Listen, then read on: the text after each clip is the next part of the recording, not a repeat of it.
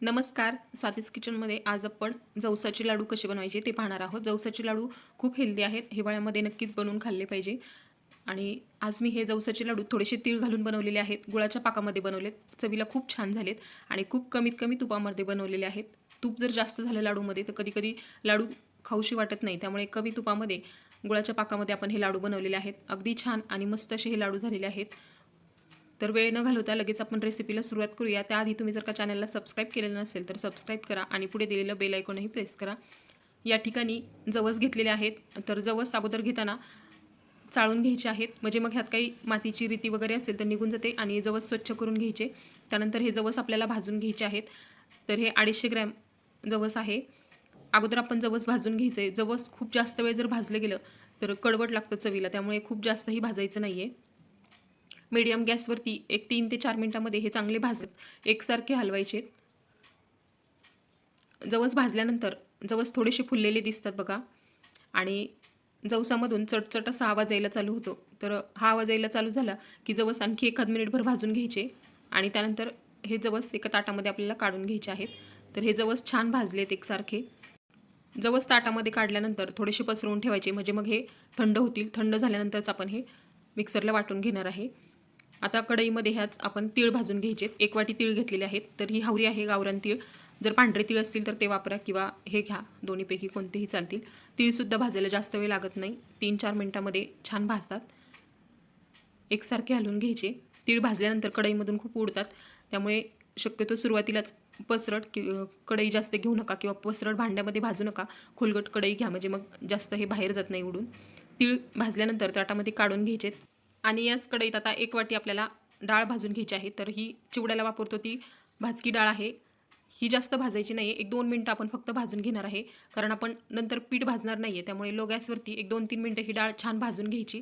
भाजलेली डाळ एका ताटामध्ये काढून घ्यायची आणि पुन्हा याच कढईत आपण एक साधारणतः 4 चमचे तूप गरम करायचे. ह्या तुपामध्ये आपल्याला डिंक भाजून घ्यायचा आहे. 50 ग्रॅम डिंक घेतलेला आहे. डिंक भाजायला जास्त वेळ लागत नाही. खूप गरम तूप करायचं नाही आहे. थोडंसं गरम झालं की लगेच डिंक टाकायचा आणि डिंक छान फुलेपर्यंत भाजून घ्यायचा.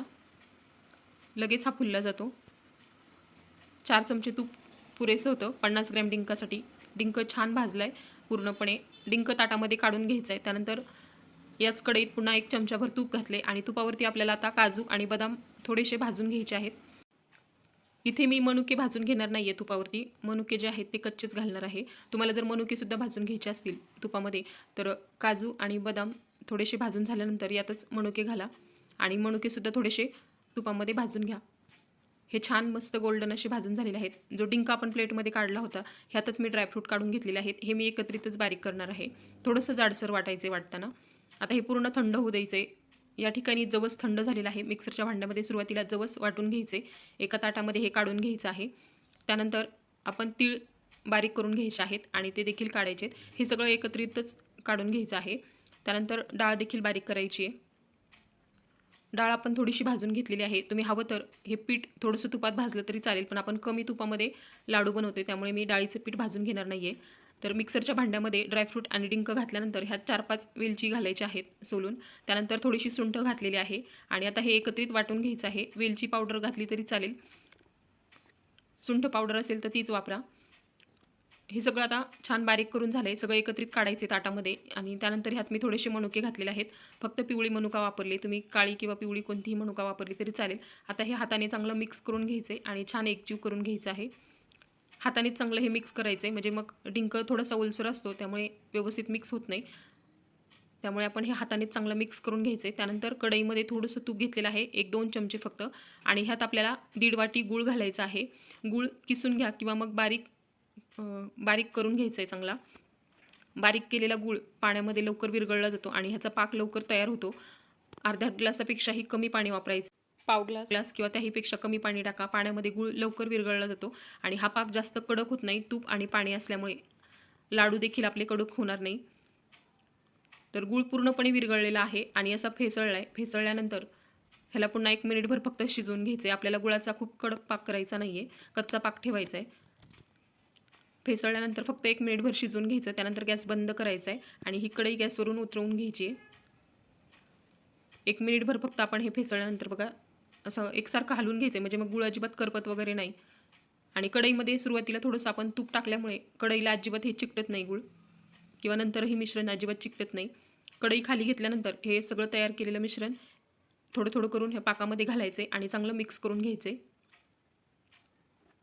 खूप कडक जर पाक झाला तर लाडू देखील कडक होतील, त्यामुळे खूप कडक पाक करायचा नाही. पण चुकून जर पाक पुढे गेला किंवा कडक झाल्यासारखा वाटला तर पुन्हा थोडंसं पाणी टाकायचं त्यात आणि पुन्हा पाणी टाकल्यानंतर 1-2 मिनटं शिजवून घ्यायचं आणि नंतरच कढई खाली घ्यायची.